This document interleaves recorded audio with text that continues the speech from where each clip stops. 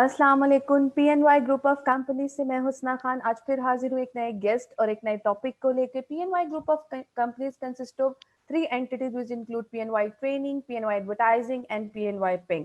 PNY Training is Pakistan one of the best IT training institute which provide training in the field of artificial intelligence, digital marketing, website development, app development, then linguistic courses, machine learning and various business management courses. They have a facility of online classes, so no matter where are you from, you just need to contact our representative and learn the most demanded skill in the market. On the other hand, in PNY advertising, we are providing consultancy to the business who want to advertise their business digitally in the form of creation of the website, digital marketing, SEO, and as well as the printing side, if any kind of a billboard side of the printing. So if any business want to advertise their business, so they can contact advertising representative. And PNY Pink is specially designed for the female who want to pursue in the field of IT or makeup or beautician. So PNY Pink is dedicated to female. The objective of PNY group of companies is to satisfy their customer and bring something new for their customer at the best possible price.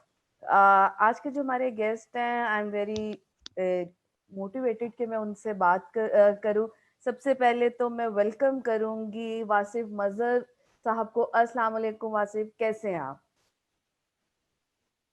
वालेकुम अस्सलाम जी, I am good अल्हम्दुलिल्लाह। Thank you for inviting over Husna. नहीं, it's been an honour, क्योंकि आपको हमेशा मैं virtually, this is the very first time कि हम 1 to 1 आपस में बात कर रहे हैं, पर वर्चुअली आपको हमेशा फॉलो किया है और आपको आपको देखा, आपको सुना हुआ है। तो आज पहली दफा मुझे मौका मिला है कि मैं आपका इंटरव्यू करूं। तो वासिफ जो है हमारे, वैसे तो मशहूर है हमारे मंडे मैन है, क्योंकि हमेशा कुछ ना कुछ पॉजिटिव और सबसे दुनिया का मुश्किल काम वासिफ करते हैं कि लोगों को मोटिवेट रखते हैं पाकिस्तान के, क्योंकि ये सबसे मुश्किल काम है आई थिंक, मोटिवेट करना किसी को, ये वो काम करते हैं। इस वक्त जो है माशाल्लाह माशाल्लाह बहुत अच्छा एक्सपीरियंस है, बहुत ऑर्गेनाइजेशन में, जैसे कि टेलीनॉर में, सिस्टम लिमिटेड में इन्होंने काम किया हुआ है। अब वासिफ का अपना वेंचर है मेक इट हैपन, जिसका नाम बड़ा यूनिक सा है, मेक इट हैपन, और उसके जो है ये लेके चल रहे हैं। और सबसे पहले हम अपने टॉपिक पे जाने से पहले वासिफ, हम अपने गेस्ट की स्टोरी सुनते हैं। तो मैं आपसे चाहूंगी कि आप अपनी स्टोरी मेरे साथ, हमारे साथ शेयर करें कि आपकी क्या डिग्री थी, फिर कैसे आपने किया, क्योंकि आपने, you are a motivational speaker. एक मिनट, मुझे लगता है कि वासिफ डिस्कनेक्ट हो गए हैं, तो वो हमें कनेक्ट कर लेते हैं। बेसिकली इनकी काफी ज्यादा एचआर बैकग्राउंड है और काफी स्ट्रॉन्ग प्रोफाइल है। इतनी सी उम्र में इन्होंने बहुत अच्छे अच्छे प्लेटफॉर्म पर रिप्रेजेंट किया है और चीजों को लेके चले हैं। तो वासिफ जैसे ही हमें ज्वाइन करेंगे तो वो हमें जरूर बताएंगे, क्योंकि आज हमारा टॉपिक भी है। और जिस तरीके से ये इस वक्त काम कर रहे हैं और जिस तरीके से इनकी ऑर्गेनाइजेशन काम कर रही है, ट्रेनिंग्स के अंदर है हमेशा ऑर्गेनाइजेशनल डेवलपमेंट ट्रेनिंग।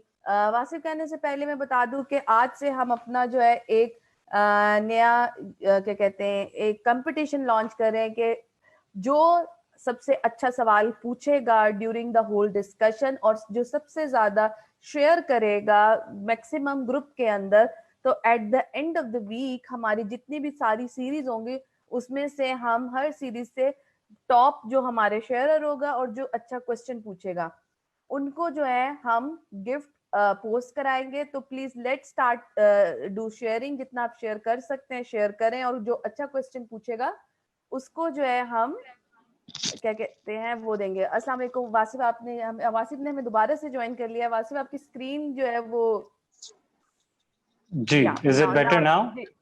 या it's perfectly fine. Okay Wasif, हमारा जो है टॉपिक पे जाने से पहले जो है ना, हम अपने गेस्ट की स्टोरी सुनते हैं कि वो जो है माशाल्लाह आप इतना काम कर रहे हो और आपने इतनी यंग एज में इतना कुछ अचीव किया। You are a motivational speaker और जो है आप कॉर्पोरेट प्रोफेशनल, और अब आप अपना एक वेंचर लेके चल रहे हैं। तो सबसे पहले आप बताएं क्या डिग्री थी, कैसे था, क्यों आपने सोचा कि एचआर के अंदर ही आना है और इन सब चीजों को क्या कहते हैं लेके चलना है एचआर के अंदर, और ये जो आपका सारा सब जो भी आप काम कर रहे हैं तो उसके बारे में आप हमें स्टोरी कि पढ़ाई शुरू की, उसके बाद कैसे इस तरफ अपने करियर को आप लेके गए, क्योंकि दिस इज अ वेरी, जब आपने ये स्टार्ट किया था तो बहुत लाहौर के अंदर मैं बात करूँ, कराची के अंदर नहीं, लाहौर के अंदर मैं बात करूँ, तो बहुत कम लोग जो हैं इस तरह के इनिशिएटिव पर काम कर रहे थे और आप उनमें से एक हैं। तो प्लीज आप हमें अपनी स्टोरी बताएं।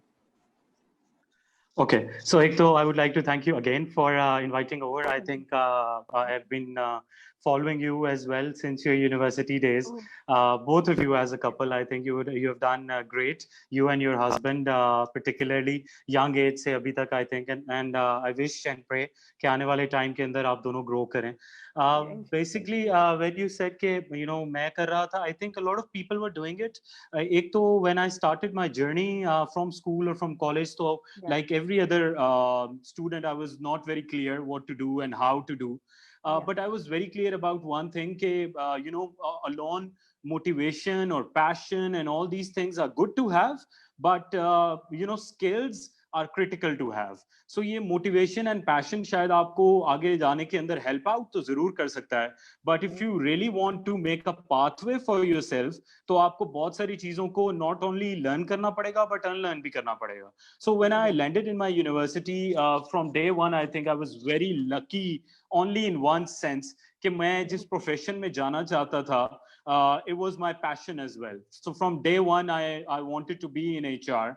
And I'm very lucky कि university के सारे सालों के अंदर I was not only passionate about HR, but I had this drive to know HR. Sometimes होता है ना कि आप किसी चीज के बारे में सिर्फ पैशनेट होते हैं और आप बड़ा जुबरेंट होते हैं कि आपने इस चीज को करना है, बट ये बहुत जरूरी है कि जो चीज आप करना चाह रहे हैं आप उसको पाथवे की तरह कैसे लेके चलते हैं. How you get to know about the keys of that particular profession, या उस प्रोफेशन के अंदर जो चीजों की चैलेंजेस हैं, जो चीजें आपको ग्रो करने के लिए हेल्प आउट करेंगी, वो कैसे पता लगेंगी. किसी को मेंटोर बनाना है या अपना पाथवेज आपने खुद ही लेके चलना है. सो ये बहुत सारी चीजें हैं जो जिनका तायुन करना या जिनको जानना या एक्सप्लोर करना आपके अंदर होगा, तो शायद आप अपने लिए एक लॉन्ग मैराथन प्लान कर सकते हैं. सो इन यूनिवर्सिटी के सालों में आई वाज वेरी लकी कि I was used to get really good friends, really good teachers, and above all, I think I would like to thank myself as well, because I never gave up on my dreams. I was studying in university and I was paying my own fee, but एक चीज जो मैंने university के 4-5 सालों में सीखी was no self pity. सो अपने ऊपर कभी तरस नहीं खाना है. मैं आज भी बहुत सारे प्रोफेशनल्स को कहता हूँ, स्टूडेंट्स को भी कहता हूँ, जब भी पढ़ाने का मौका भी मिला है विजिटिंग में, आई ऑलवेज, और बहुत सारे स्टूडेंट्स ये बात पूछते भी हैं कि वो एक क्या पाथवे है. सो आई ऑलवेज टेल स्टूडेंट्स के ये बहुत जरूरी है कि आप अपने लिए सेल्फ पिटी क्रिएट ना करें, बल्कि अपने लिए सेल्फ एनालिसिस के साथ साथ सेल्फ पाथवेज क्रिएट करें. आप अपनी चीज को कहाँ लेके जाना चाहते हैं, कैसे लेके जाना चाहते हैं, एंड सबसे बड़ा क्वेश्चन मार्क, क्यों लेके जाना चाहते हैं. व्हाट्स दैट वन पर्पस जिसके लिए आप करना चाहते हैं. सो यूनिवर्सिटी वाले टाइम के अंदर I think I was very clear कि मेरी लाइफ का in general and as a professional purpose क्या है, और वो पर्पस रीमॉडिफाई भी होता रहेगा. यूनिवर्सिटी के 5 साल के बाद कुछ और होगा और कॉर्पोरेट लाइफ के 15 साल के बाद कुछ और होगा. सो in that era of my university, while paying my own fee and studying, सुबह 9 बजे से शाम 4 बजे तक यूनिवर्सिटी and शाम 5 बजे से सुबह 5 बजे तक my job, I had no self pity for myself, because I knew कि whatever I'm doing is not gonna be easy, but it will be worth it. So जब यूनिवर्सिटी खत्म हुई and बैचलर्स खत्म हुआ एंड मास्टर्स खत्म हुआ and got to know कि HR क्या है और एचआर की दुनिया में कैसे आगे लेके चलना है. सो वो कहते हैं कि the rest is history. And 2005 the journey started while I was studying in my university. I started my first job, as I said कि मुझे यूनिवर्सिटी फी पे करना थी. सो उस सारे टाइम के साथ साथ आई started my journey with outsourcing company. Then I joined telecom in Jazz, और फिर कुछ नेशनल कंपनीज के साथ काम किया और एचआर के फ्लेवर को not only as a passion समझा, बट उसको रोजाना की बेसिस के ऊपर एक्सप्लोर भी किया कि कौन सी ऐसी नई डायमेंशन है जिसका मुझे नहीं पता है. और आगे पाथवे मुश्किल होता जाएगा, बिकॉज जब आपने ग्रो करना है तो वो फिर मैं हमेशा कहता होता हूँ ट्रेनिंग्स में भी कि जब आपने ग्रो करना होता है तो फिर वो स्ट्रेच जोन बन जाती है. It's not gonna be easy, it will be a lot of stretch and it will be अगली, बहुत अगली होगा, बिकॉज आप एक ऐसी चीज के लिए पर्पस बड़ा था ना आपका, तो वो पर्पस बड़ा था, तो अब आपकी एफर्ट भी उसके अकॉर्डिंगली होगी। सो जब ये वाली सारी चीजों का पैटर्न चल रहा होता है, तो फिर a lot of frameworks come in, a lot of competencies come in, you get to know a new side of yourself, you get to know a new side of the world, of your friends, of your family, and journey continues. So after 15 years, in a nutshell, cutting the long story short, last year in September, after 15 years in the corporate world as HR professional, I took this leap of faith and I started my own venture by the name of Make It Happen. So now Make It Happen is a training and consulting company. So we work in two avenues. One is employee training and development, and the other one is HR consulting, where we are consulting for 10 plus clients, alhamdulillah, within a year. And we have touched base with 15 plus clients, local and global, both in a year for employee training and development. So abhi currently Make It Happen chal raha hai, and I think this is something I wanted to explore and wanted to do. So having great time with it. Nice. But I have a question. हम हमेशा से देखते आए हैं companies के नाम होते हैं HR आउटसोर्सिंग कंसल्टिंग कंपनी या कुछ भी. Why Make It Happen? ये नाम जो है ना, ये मुझे क्यूरियोसिटी डालता है कि क्यों Why Make It? Why not Wasim Azhar consulting company? क्यों यहाँ पे तो बड़ा आपने ऐसी चीज क्यों रखी? अच्छा, बाय द वे बहुत सारे लोगों को लगता है कि पता नहीं मेरी कोई फैमिली का नाम इसके अंदर है और मैंने किसी का इनिशियल लिया हुआ है, मे बी माई वाइफ और माई डॉटर और माई मदर. ऐसा बिल्कुल नहीं है. I actually wanted a bigger venture.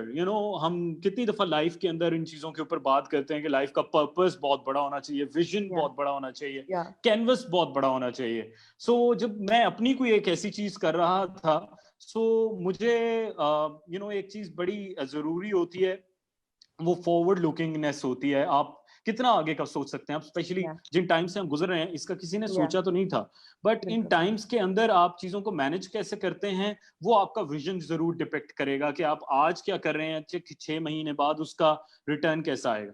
So I wanted a name which can create not only energy, not only can stand out, बाकियों से uniqueness भी हो, उसमें energy भी हो, और down the lane 5 साल बाद कोई कंपनी से आता है तो वो ये ना कहे कि मैं वासिफ ग्रुप ऑफ कंपनी में क्यों काम करूं. सो एक ऐसा रिसोर्स, एक ऐसा ट्रेनर जो कंपनीज के साथ पर्पस और विजन पे काम कर रहा है, वो अगर अपनी ही कंपनी को इतना लिमिट कर देगा कि कल को अगर हुस्ना ही उस कंपनी में आना चाहती हैं, तो why would Husna come in, what's in it for Husna to join Wasif group. So Wasif Group would not create that entity or identity for that talent जिसके लिए organizations आज strive कर रही हैं.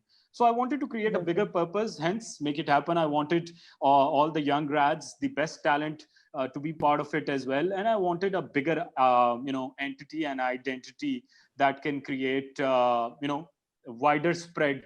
Different verticals. Okay. It's a bigger canvas in which everyone come and paint their stories. That's why it's Make It Happen. It's a very good name. मुझे आज पता चला. It's a very good name. नाम बड़ा जबरदस्त है. तो वासिफ, हम अपने टॉपिक की तरफ चलते हैं. हमारा जो टॉपिक है ऑर्गेनाइजेशन एंड ऑर्गेनिज्म,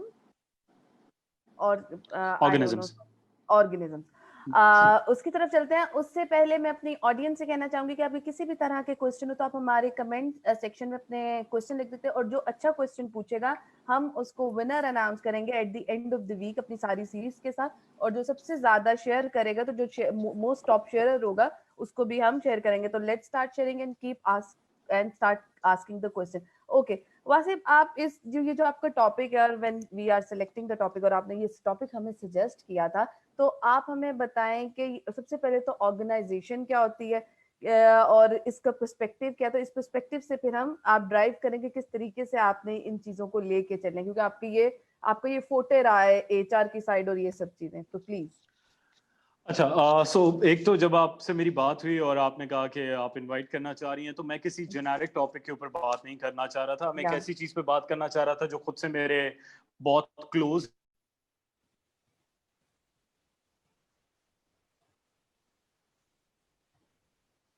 आपकी आवाज कट रही है, एक मिनट, एक मिनट। वासिफ आपकी आवाज नहीं आ रही है, प्लीज आप अपना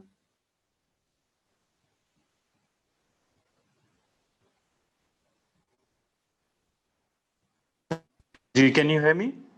yeah, I can hear you. Please start. Okay, so I was saying that this is something which is very close to my heart and Yeah. a topic which is very exciting as well. So when I Yeah. say organizations as organisms is referring to a term, especially abhi COVID wale time ke andar, where I still see a lot of organizations not reacting or not taking responsibility for their organization. So people तो शायद second priority पे आ गए हैं जिनको first priority पे होना चाहिए था. बट अगर इस वाले टाइम के बाद भी जो इतना चैलेंजिंग टाइम गुजरा है, and I call it as VUCA times getting real. So volatile, uncertain, complex and ambiguous times जो रेफर्ड एज वूका टाइम्स होते हैं, वो जस्ट गॉट रियल. इससे ज्यादा रियलिटी हमने कभी पहले नहीं देखी है कि टाइम इतने वॉलेटाइल हो जाए और इतना सर्टेन अनसर्टेन हो जाए और इतनी एम्बिग्विटी हो जाए कि आपको ये मालूम नहीं है कि आपका कल का दिन कैसा प्लान डाउन होने वाला है. बिजनेसेस को आप ग्लोबली देख रहे हैं सफर करते हुए. सो इस सारे टाइम के अंदर ये बहुत जरूरी है कि हम ये चीज को अंडरस्टैंड करें कि organization can also breathe. Organization is now a living being. So when you go back to after COVID, and I see a lot of offices, मेरे अपने बहुत सारे clients जिनके offices open हो रहे हैं, I keep talking to them on daily basis कि our organization is a living being now. We need to understand कि उसका environment change करने के लिए या उसका breathing process को ठीक करने के लिए या उस organization की respiratory system को ठीक करने के लिए हमें क्या करना पड़ेगा. So we need to put people first. We need to understand कि the way forward for any organization, be it local or global, the only way forward is to have an agile working environment, is to have an agile working environment, and is to have a process in place that enables people every day. So when I came up with this topic, my idea was to talk that organizations are not machines anymore. You know, आप ऐसा नहीं कर सकते हैं कि एक रात को वर्ल्ड ऑर्डर पास करें और कल सुबह वो आपको एक्शन में नजर आना शुरू हो जाए. You need to have a process in place which enables your people. आप जब तक अपने लोगों को enable नहीं करेंगे, जिस change का आप जिक्र कर रहे हैं, या employee engagement में बहुत सारे HR के जो मेरे colleagues हैं जिनके साथ बात होती रहती है, and all of them want to strive for employee engagement and they want to achieve certain results in no time. You'll only be able to achieve certain results in no time when once you work on a certain process. It's not like lightning. It's not gonna change everything overnight or in an instant. So अगर आपको results चाहिए और long lasting results चाहिए तो आपको अपनी organization को reshape करना पड़ेगा, and this is the right time and this is the best time to do it. Once you go back after COVID, this is a great opportunity जो शायद आपको पहले नहीं मिली थी, और अगर आप खुद इसको opt नहीं करना चाह रहे थे तो naturally ये आप पे enforce हो गई है. So अब अगर आप पे कुछ enforce हो गया है, force किया जा रहा है, तो you know, even then it's a good opportunity. Try and bring all those changes जो आप काफी सालों से plan down कर रहे थे, because अभी अगर आप नहीं करेंगे तो it's not gonna help you survive, but it will deteriorate your organization every day. It will create a dent on your people every day, and you would not like to have that dent on your people. So as a agile organization, it is very important कि आप अपने structure, अपने process, अपने technology को किस तरह से align करते हैं कि वो people के लिए वो value create कर सके जो आप organization में चाहते हैं. जब तक आप लोगों में वो वैल्यू क्रिएट नहीं करेंगे, तब तक ऑर्गेनाइजेशन में वो वैल्यू नहीं आएगी, तब तक आपकी बैलेंस शीट में आपको वो नंबर्स नजर नहीं आएंगे, जब तक आप लोगों के ऊपर वो वाली इन्वेस्टमेंट नहीं करेंगे. सो इन्वेस्टमेंट करते हुए ये बहुत जरूरी है कि हम ऑर्गेनाइजेशन को एज अ मशीन ना देखें, हम ऑर्गेनाइजेशन को एज अ लिविंग बीइंग देखें. सो ये ऑर्गेनाइजेशन एक लिविंग बीइंग है, जीती जागती चीज है. आपको इसकी इन्वेस्टमेंट, इसके पोर्टफोलियो, इसके प्रोसेसेस, इसके स्ट्रक्चर पे वैसे ही काम करना पड़ेगा जैसे आप किसी अपनी बहुत करीबी चीज के लिए काम करते हैं, and only then you will be able to survive. Without that it's gonna be very tough.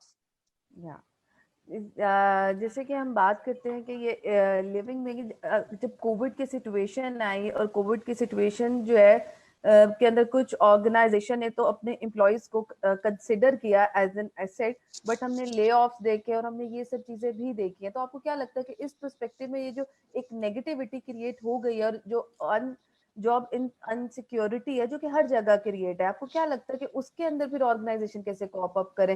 क्योंकि एम्प्लॉय की मोटिवेशन, सैलरी कट्स, सब कुछ जो है इस वक्त वो बिलो जा रहा है क्योंकि मोटिवेशन नहीं है। और जब आपको पता है कि जॉब सिक्योरिटी नहीं होती तो प्रोडक्टिविटी जो है वो एक क्वेश्चन बन जाती है। तो इस तरह के ऑर्गेनाइजेशन के अंदर कैसे ऑर्गेनाइजेशन फाइट बैक करे अपने एम्प्लॉयज के लिए, किस तरह की पॉलिसीज को लेकर चले?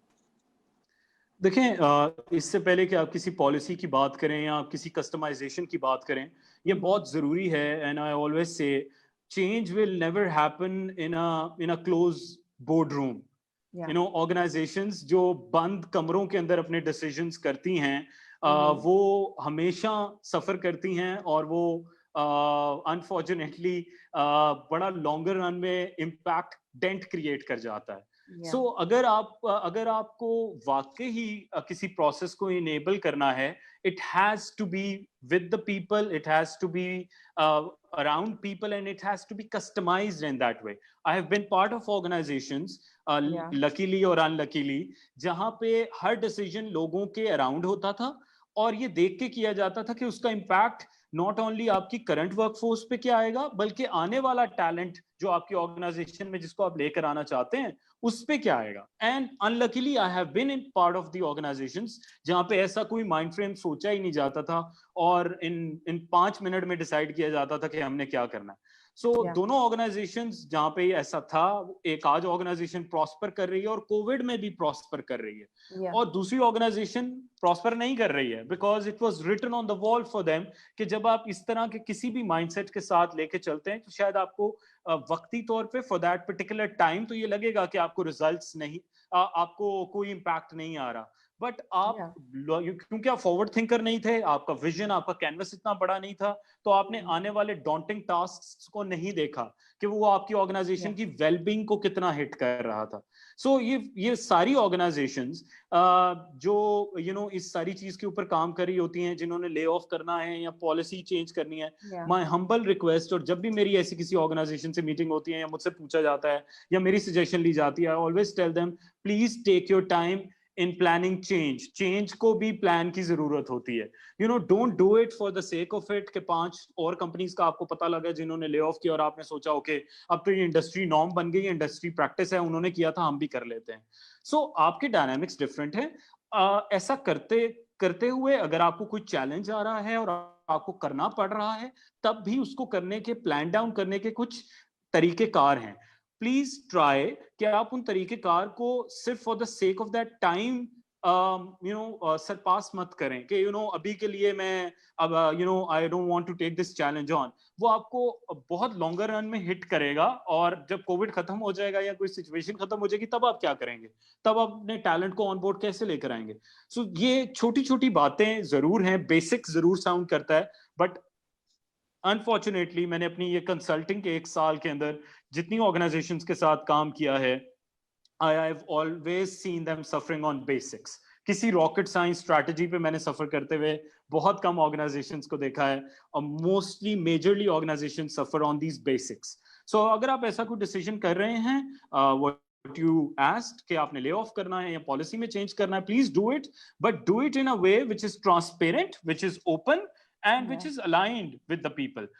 लोगों के साथ भी चैलेंज तब क्रिएट होता है जब डिसीजंस इस तरह से लिए जाते हैं जिस तरह से आप किसी फॉर्मूला को डिकोड कर रहे होते हैं। So it's not about decoding formula, it is about people. अगर वो उनके बारे में है, let them know and then plan and take my humble request to HR teams in particular, किसी भी ऑर्गेनाइजेशन में, stakeholder management is not a science, it's an art.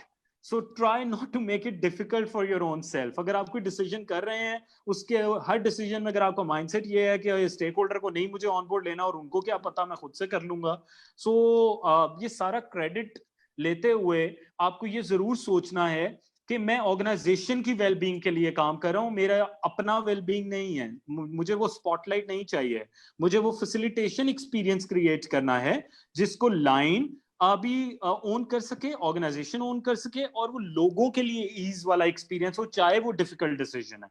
वो डिफिकल्ट डिसीजन भी ईज वाले तरीके से लिया जा सकता है और स्मूथली लिया जा सकता है, rather than hurting organization wellbeing. या ओके, वासिफ हम देखते हैं कि जब इस तरह के हार्ड डिसीजंस लिए जा रहे होते हैं ऑर्गेनाइजेशन के लिए, तो जो कोर कैपेबिलिटीज होती हैं एक ऑर्गेनाइजेशन की, वो कहीं ना कहीं जो है निग्लेक्ट हो जाती है, या वो उन चीजों में छोड़ के लोगों में ही उलझ के बैठ जाते हैं। मतलब जैसे कि मैं एसएमईज की बात करूंगी, हमारी एसएमईज के अंदर अभी एचआर के उस तरह के सेटअप्स नहीं आए हुए हैं, तो वहां पे वो सेट कल्चर होता है और वो इस तरह के वो लोगों में ही उलझे रहते हैं।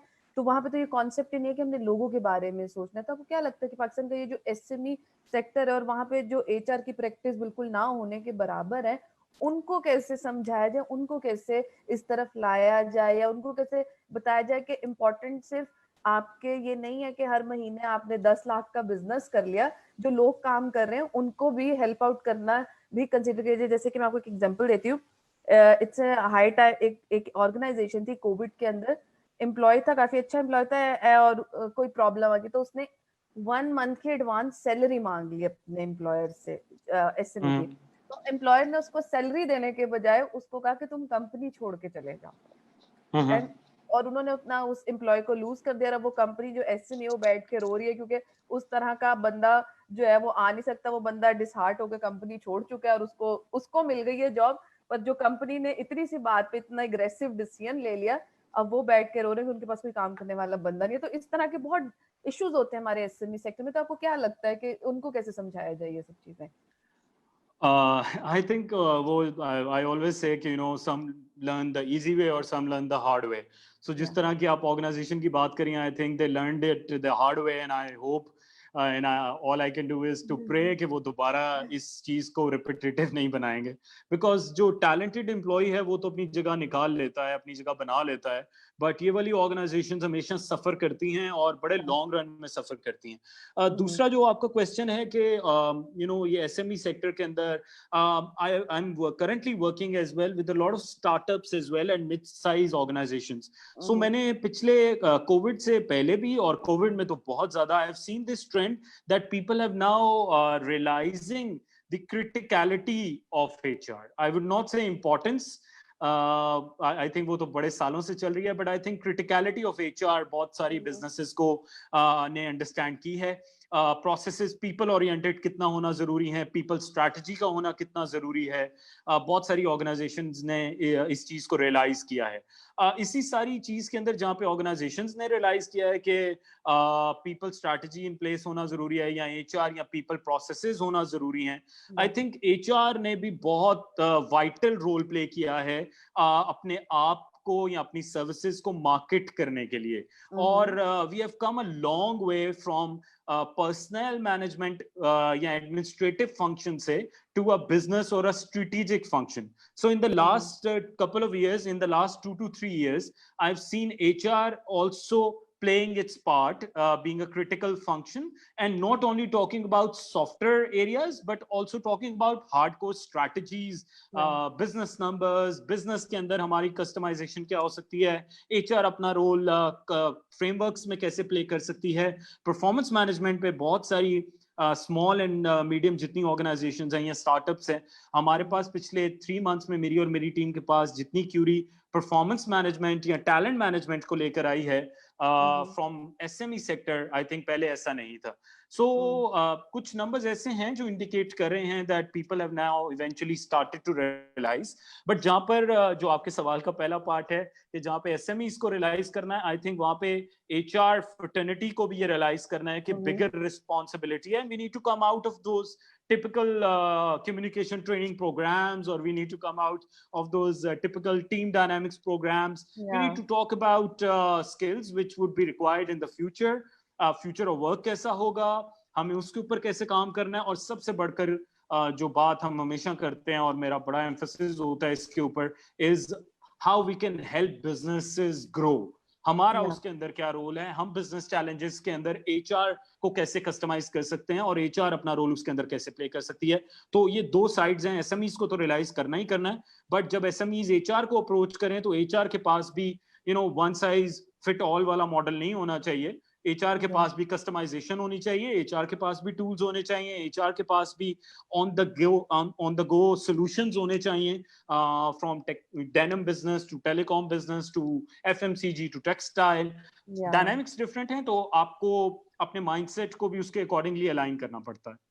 ओके जैसे कि हमने ऑर्गेनाइजेशन, हमारा टॉपिक भी ऐसे ही है। अब आपको पता है कि पाकिस्तान के अंदर बहुत सी ऑर्गेनाइजेशन के अंदर पहले तो नहीं थे, पर अब फीमेल ओरिएंटेड भी होना शुरू हो गई है। More female are come for the work, but there is a scenario कि अब ऑर्गेनाइजेशन इतनी हो रही है फ्लेक्सिबल के फ्लेक्सिबल वर्किंग आवर्स और after COVID work from home का जो कॉन्सेप्ट है, इस कॉन्सेप्ट के ऊपर हम बात करेंगे कि आपको क्या लगता है कि ये जो हम न्यू नॉर्मल की तरफ जा रहे हैं उसके अंदर ये जो वर्क फ्रॉम होम का एक मॉडल जो कि कोविड की वजह से हम पे आया था, उससे पहले जो बहुत सी जॉब को कंसिडर नहीं किया जाता था कि वर्क फ्रॉम होम हो सकते हैं, पर वो हो रही हैं आज। तो आपको क्या लगता है कि जो ये मॉडल है, इस मॉडल का अब फ्यूचर के अंदर क्या पर्सपेक्टिव है ऑर्गेनाइजेशन के अंदर, टैलेंट मैनेजमेंट के लिहाज से भी कैसे जो है कंपनीज, क्योंकि ये एक कॉस्ट सेविंग भी कहा जा रहा है वर्क फ्रॉम होम के कॉन्सेप्ट को, तो आपको क्या लगता है कि इसका क्या फ्यूचर है और इसमें किस तरह के टैलेंट को फैसिलिटेट किया जा सकता है? आई थिंक एक तो आई ऑलवेज से कि हम बिल्कुल न्यू नॉर्मल में नहीं हैं। Let's not call it new normal. I think we are going back to normal. This was never the new normal. This was a scenario. It was just a tunnel that we are going through. Yes, we have to be extra careful in this tunnel. We have to wear our masks. We have to keep social distancing. We have to make sure we wash our hands. So this is just a tunnel that we are going through. Yeah. So this tunnel cannot be the normal. Yes, whatever we are going through, all of us, corporate में, personally, globally, we're all looking forward to that light at the end of the tunnel. हम सब उस light की तरफ देखना चाह रहे हैं। हम सब we want to take our masks off. We want to go back to the normal. People want to go back to the offices. We want to go back to the restaurants. So new normal तो मैं इसको नहीं समझता, और मैंने during Covid भी businesses को इसी चीज के ऊपर इनेबल किया है that this is a scenario. So इस सिनेरियो में इससे बिल्कुल इख्तलाफ नहीं है कि हमें एक्स्ट्रा केयरफुल रहना है, क्योंकि ये एक टफ सिनेरियो है, हम इससे नहीं गुजरे। नॉर्मल आने वाला है इंशाल्लाह ताला, and we are heading towards normal. दूसरा चीज ये है कि आई थिंक विमेन एम्पावरमेंट या डाइवर्सिटी के ऊपर lot of organizations have done lot of things, बहुत जगह इसके ऊपर बात हो चुकी है। My only message to all female members out there is please make sure that you work on acquiring skills now. Acquire a lot of skills which are required to be part of any business entity. In terms of your acumen, in terms of functional skills, आप किसी field में जाना चाह रहे हैं, let's say HR है, तो at least get to know talent management क्या चीज है, get to know organizational theory and design क्या चीज है, get to know performance management में कितने एट्रीब्यूट्स आ जाते हैं, get to know 9 box matrix क्या चीज है। सिमिलरली आप सेल्स को ऑप्ट करना चाहते हैं, सेल्स फोर्स फोरकास्ट क्या चीज होती है, सेल्स में प्लानिंग क्या चीजें होती हैं। So try and acquire all these functional skills as well. opportunities तो आपके लिए हैं। A lot of organizations have now designed a lot of diversity related programs जिसके अंदर females have a high ratio। Opportunity बहुत बड़ी है, बट उस अपॉर्चुनिटी में जहां पे मैं स्ट्रगल या चैलेंज देखता हूं is not having the relevant skills for a certain role और for a certain career path. So ये बहुत जरूरी है। और लास्टली आई थिंक अभी जितनी ऑर्गेनाइजेशंस हैं जिन्होंने वर्क फ्रॉम होम किया है, अनफॉर्चुनेटली हम सब ने अभी वर्क फ्रॉम होम ऑप्शनल नहीं था हमारे पास, ये फोर्स्ड था। ठीक है। सो अभी जिन ऑर्गेनाइजेशंस के साथ मैं परमानेंटली एज अ कंसल्टेंट काम कर रहा हूँ, I am telling them every day कि let's plan down this thing that god forbid, and I always say on my page as well, it's not about the storm that you go through, it's about once you come out of the storm, are you ready for another storm? Are you the same person? If you're not the same person, अगर आप वैसे नहीं है जैसे आप storm में जाने से पहले थे और आपने बड़ा चैंपियन परफॉर्मेंस दी है उस स्टॉर्म के अंदर, तो क्या आप आने वाले स्टॉर्म के अंदर भी चैंपियन परफॉर्मेंस देंगे? क्या आप उसके लिए रेडी हैं? क्या आप उसके लिए अपने आप को इनेबल कर रहे हैं? कंप्लेसेंट तो नहीं हो रहे, that would be the right word. क्या आप अपनी एनर्जी को चैनलाइज कर रहे हैं, या आप पैशन और एटीट्यूड और जज्बा और जुनून, ये जज्बा और जुनून आपको तभी काम देगा जब आप इसको चैनलाइज करेंगे। अगर आप इसको चैनलाइज नहीं कर रहे हैं तो रिजल्ट्स नहीं आएंगे, as simple as that. We need to move on from all these motivational talks and all these things which are coming again and again. We need to talk about performance. We need to talk about results. Hashtag baat khatam. As simple as that.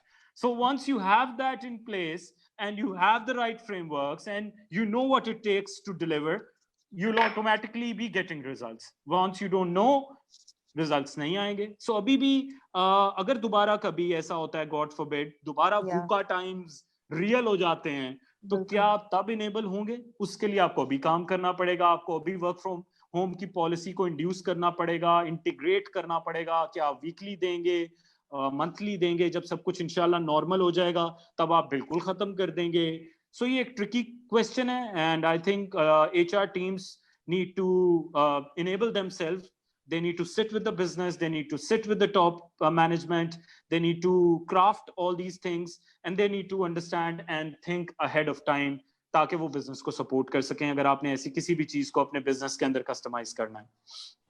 या okay, I have an other question कि हम organisation की बात करते हैं, मैंने जैसे flexible working और ये now in future the term flexibility, कितना ज्यादा ऑर्गेनाइजेशन को भी फ्लेक्सिबल होना है with their goal and their employees का गोल, क्योंकि कहा जाता है कि ये हम हमेशा थ्योरी में पढ़ते हैं कि आप अपने जो गोल्स हैं वो ऑर्गेनाइजेशन के गोल्स के साथ अलाइन कर लें तो दोनों जो है सक्सेसफुल हो जाएंगे। लेकिन अब आपको क्या लगता है कि ये जो थ्योरी है, इस थ्योरी को किस तरीके से इम्प्लीमेंट किया जाए कि एम्प्लॉय भी इस चीज करके, क्योंकि हर दूसरा बंदा जो है हम देखते हैं कि वो अपनी जॉब से डिससेटिस्फाई है, everyone want to switch their job. तो जब इतनी ज्यादा स्विच करना होगा 2-2.5 साल, तो ये जो ऑर्गेनाइजेशन के गोल है, हमारे जो पर्सनल गोल है, ऑर्गेनाइजेशन कितनी फ्लेक्सिबल हो के इन चीजों को अलाइन करें, तो इस ये भी हमें आप थोड़ा सा बताएं। ओके, सो सबसे पहले तो ये चीज बहुत जरूरी है कि हम इस चीज को अंडरस्टैंड करें कि हमारी ऑर्गेनाइजेशन एक लिविंग बीइंग है, जहां से हमने इस टॉपिक को स्टार्ट किया। सो ये बहुत जरूरी है कि हम objective setting exercises, performance management exercises या ऐसी किसी भी अलाइनमेंट को करने से पहले इस चीज को अंडरस्टैंड करें कि our organisation is a living being. So उस लिविंग बीइंग के अंदर एजिलिटी बहुत जरूरी है। Organisations have to be agile, और एक चीज जिसका जिक्र मैंने शुरू में किया था इज स्ट्रक्चर। आप इस पूरे स्ट्रक्चर को कैसे लेके चलते हैं, जिसको आप ऑर्गेनाइजेशनल डिजाइन कहते हैं। वो ऑर्गेनाइजेशनल डिजाइन जो है वो आपकी पूरी ऑर्गेनाइजेशनल जो डिजाइन है वो आपके लोगों को कैसे फैसिलिटेट कर रहा है। क्या आप just couple of weeks ago I was invited at learn fest as well, और मेरा टॉपिक था HR 2020। सो उस HR 2020 जो लर्निंग फेस्टिवल था उसके अंदर आई वाज टॉकिंग अबाउट कि क्या हम स्ट्रक्चर या ऑर्गेनाइजेशनल डिजाइन क्यों इन प्लेस है, why organisational design is in place. So एक क्वेश्चन जो लाइव आया, because it was a live session, so एक लाइव सवाल जो आया वाज कि अगर स्ट्रक्चर नहीं होगा तो ऑर्गेनाइजेशन कैसे चलेगी। सो कोई ये नहीं कह रहा कि आप ऑर्गेनाइजेशन का स्ट्रक्चर मत बनाएं, आप ऑर्गेनाइजेशन का डिजाइन जरूर बनाएं, बट उस ऑर्गेनाइजेशनल डिजाइन को इतना अथॉरिटेटिव या इतना ब्यूरोक्रेटिक मत बनाइए कि Husna can not breathe. So Husna would like to be part of an organization which is agile, which is open, which gives freedom and which gives space कि आप अपने mindset को action के अंदर लेकर आ सकें। चैलेंज कब स्टार्ट होता है, जब आप इन फ्रेमवर्क्स को और इन स्ट्रक्चर्स को और जैसे आपने कहा ऑब्जेक्टिव्स को अलाइन कैसे करें। हम ऑब्जेक्टिव सेटिंग को एक ऐसा टूल बना देते हैं जिसके जरिए हम एम्प्लॉय को गवर्न करना चाहते हैं, हम उसको रूल करना चाहते हैं। This is we are living in a post covid era now. इससे बड़ा जोल्ट आपकी ऑर्गेनाइजेशन को और क्या मिलेगा, जो अभी जिस जोल्ट से आप इकोनॉमिकली, मेंटली, इमोशनली आप और आपके एम्प्लॉयज गुजर रहे हैं। सो अगर अभी भी if you are waiting for something else, then I feel sorry for you and for your company and for your people जो आपके लिए काम कर रहे हैं, because शायद वो सिर्फ इसलिए काम कर रहे हैं because उनको करना पड़ रहा है। try to all the senior leaders, and if you're especially running your startups, and please आप 2 लोगों के साथ काम कर रहे हैं या 15 लोगों के साथ काम कर रहे हैं, it has nothing to do with the number. आपको प्रोसेसेस को एजाइल करना है ताकि आपके लोगों को वो कंफर्ट जोन मिल सके जो है वो आपके लिए बड़ा कैनवस क्रिएट करे.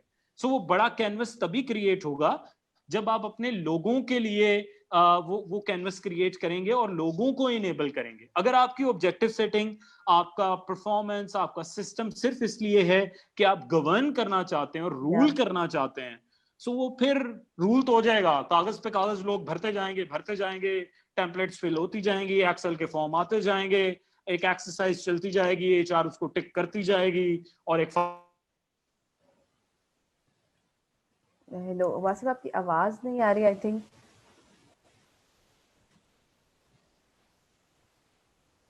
थिंक वासिफ का डिस्कनेक्ट हो गया है. वासिफ, आपको मेरी आवाज आ रही है?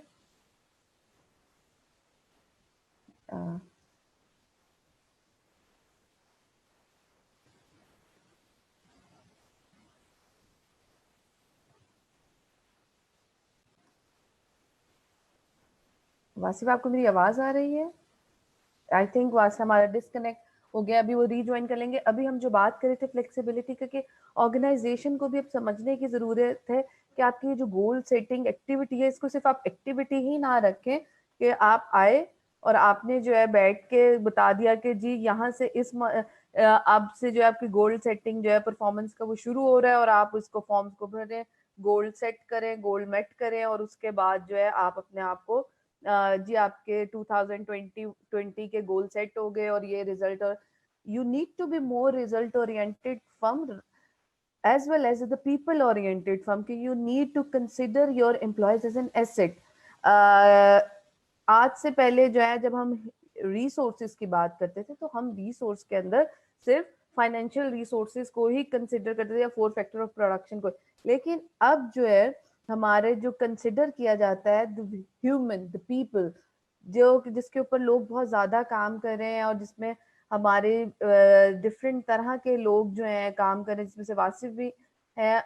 अगर हम देखें कि हमारे जो कि हमारा टॉपिक भी है कि उसके अंदर हम ये बात भी करते जा रहे हैं कि जैसे करियर के लिए आप क्या कहते हैं, आपका ऑर्गेनाइजेशन के अंदर जब आप उसको लिव इन बीइंग समझते हैं कि वो एक है, तो उसका इम्पोर्टेंट फैक्ट आपका ये होता है कि आपके आउटकम, आपकी जो प्रेजेंट ट्रिबुलेंस है, आपके ट्रेंड्स जो हैं, आपके ऑर्गेनाइजेशन का करियर हो गया, आपके जो सोशल आर्टिफैक्ट्स हैं और वो सब जो है एक्टिव हो जाते हैं. आप किसी भी तरह के आप ऑब्जर्व करते हैं, कोई भी स्पॉन्टेनियस या कुछ भी तरह की अगर सिचुएशन ऑर्गेनाइजेशन के अंदर आ रही है तो उनको वो फाइट बैक करने के लिए लोग भी तैयार होते हैं. तो this is more and more need to understand कि how agile your organisation is.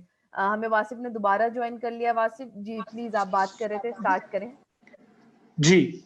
So all these things, as I said, they have to revolve around people if you want to survive. So don't just make processes for the sake of it. कि सिर्फ इसलिए processes बने हुए हैं कि आपने लोगों को govern करना है. Try and create processes which are around people, which are enabling people to achieve excellence for you and for themselves. Okay. अच्छा वासिफ, मेरा लास्ट क्वेश्चन है कि, इसके अंदर भी क्या कहते हैं, जैसे कि हमने ये सारी चीजें देखी और हमने इसके ऊपर बात भी की, हमने फ्लेक्सिबिलिटी, हमने अडेप्टेबिलिटी की बात की है.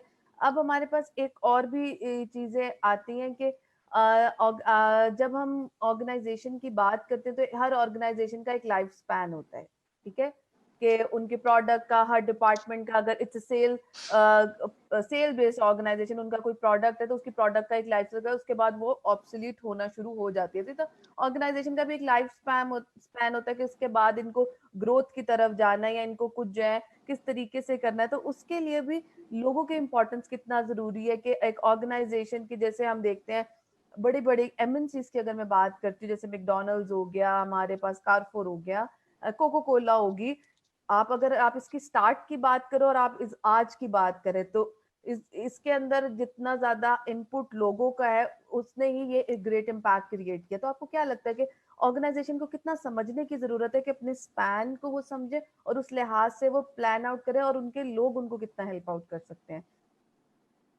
आई थिंक ये बहुत ज़रूरी है कि एक ऑर्गेनाइजेशन चीज़ों को प्लान तो करे, अपनी लाइफ स्पैन को भी देखे, प्रोसेसेस को भी देखे, बट सबसे इम्पॉर्टेंट ये है कि ऑर्गेनाइजेशन अपने कोर पर्पस को कैसे लेके चलती है और उस कोर पर्पस को लोगों तक कैसे क्रिएट करती है और लोगों तक कम्युनिकेट कैसे करती है।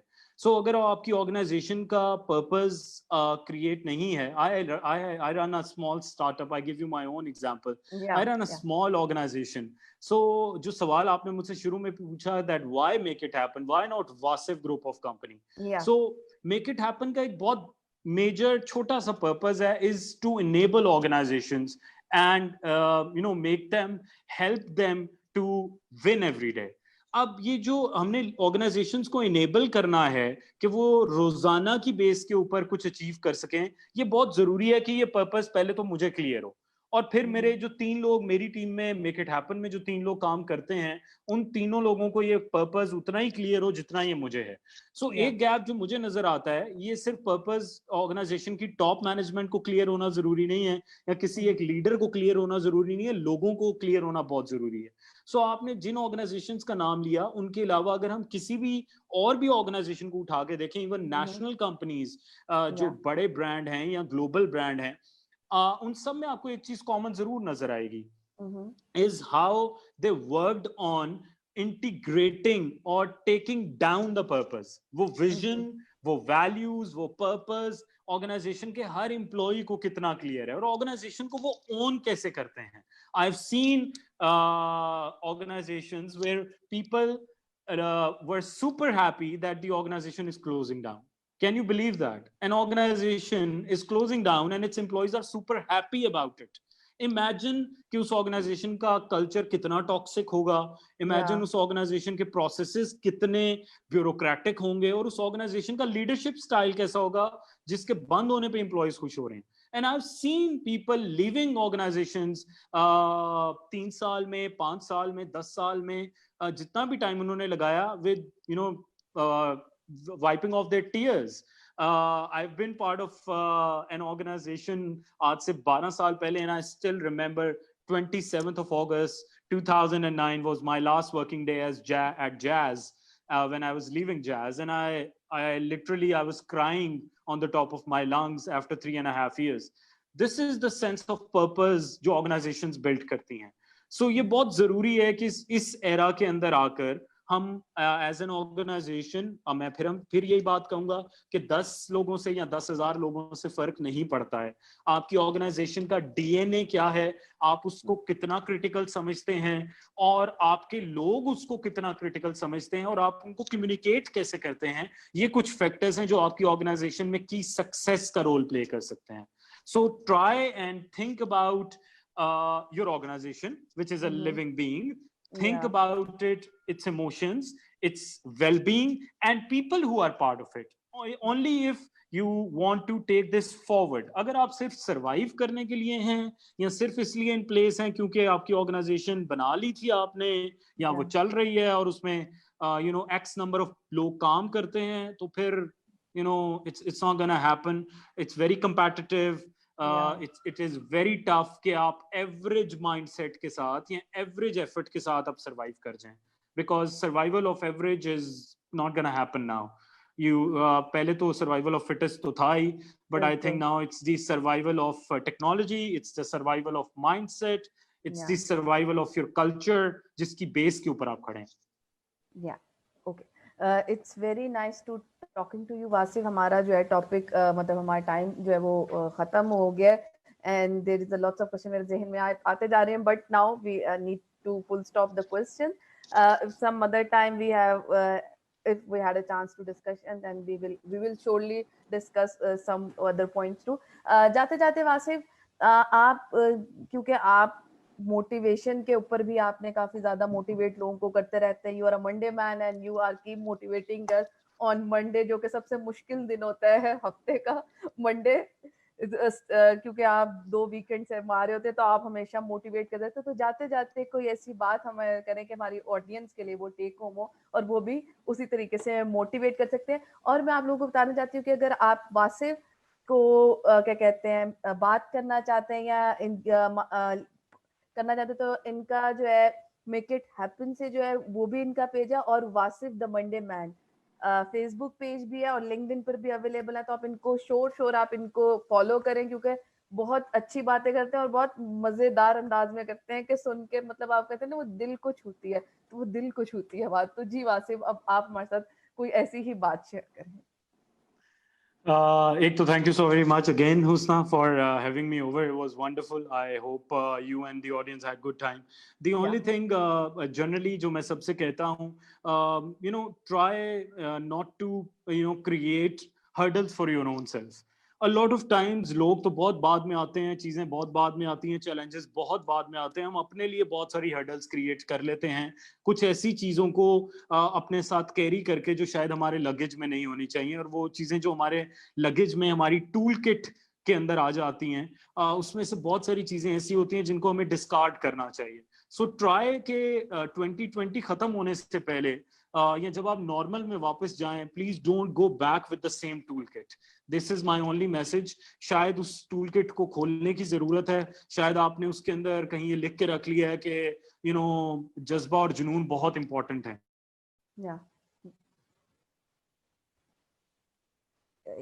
वासिफ, मुझे आपकी आवाज नहीं आ रही। आई थिंक हम फिर डिस्कनेक्ट हो गए हैं। Hello Wasif, can you hear me? I think there is an internet issue, और ऑब्वियसली बारिश का आज मौसम है तो इस वजह से थोड़ा सा इंटरनेट का इशू है। आई थिंक वासिफ उनसे डिस्कनेक्ट हो गए हैं। वो हमसे बात ये कर रहे थे कि कुछ भी करने से पहले सबसे पहले जो है आप जो अपने आप पे जो आपने ये एक साइलोस क्रिएट कर लें कि ये हो सकता है, नहीं हो सकता, मैं करूंगा या नहीं करूंगा, तो you are the biggest enemy, your own thoughts are your biggest enemy. तो फर्स्ट आप इन चीजों से बाहर निकले, फिर आते हैं दूसरे लोग। आई थिंक कि वो हमें ज्वाइन कर लेंगे तो हम कनेक्ट कर लेते हैं, क्योंकि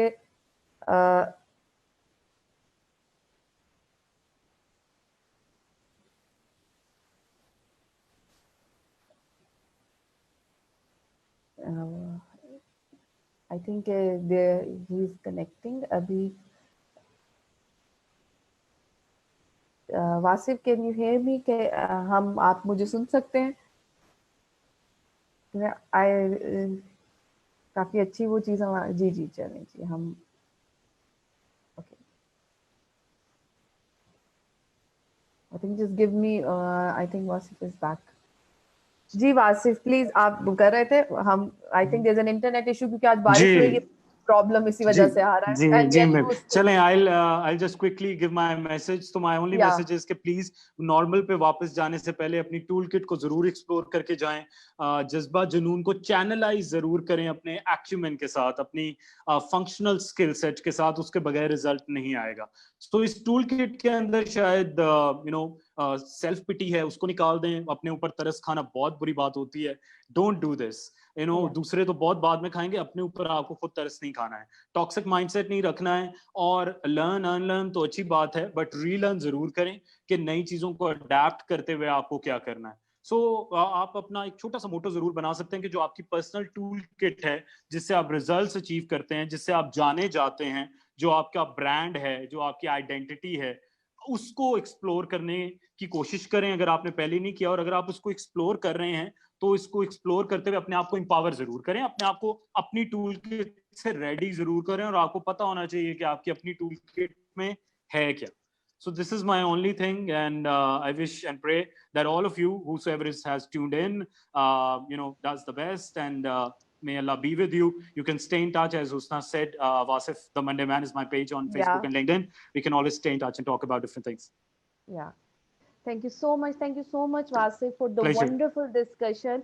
It's been honor for PNY Group of Company as well as me, because this is the very first time I'm talking to you, and I really enjoyed this talk, because वैसे मैं पढ़ती रहती हूँ और देखती रहती हूँ, लेकिन आज पहली दफा मुझे मौका मिला आपसे बातें करने का और मुझे बहुत अच्छा लगा है। आई होप कि फिर हम किसी और टॉपिक पर, किसी और चीज पर बात करेंगे। And thank you so much, thank you for your time.